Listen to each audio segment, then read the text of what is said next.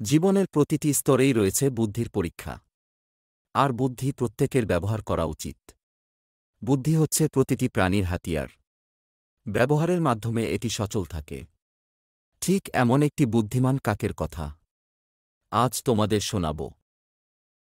গ্রীষ্মের দুপুরবেলা, খা খা রোদ, কোথাও কোনো পানির ছিটে ফোঁটাও ছিল না।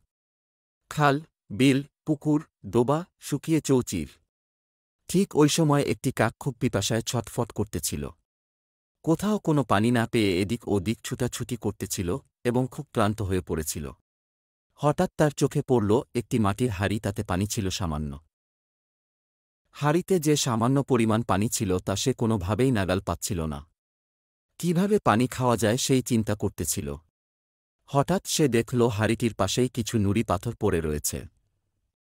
সে তার পায়ের নখের সাহায্যে একটি পাথর তুলে হাঁড়িটির ভিতর দিতেই পানি উপরে উঠে এল এবং পানি পান করে উড়ে গেল।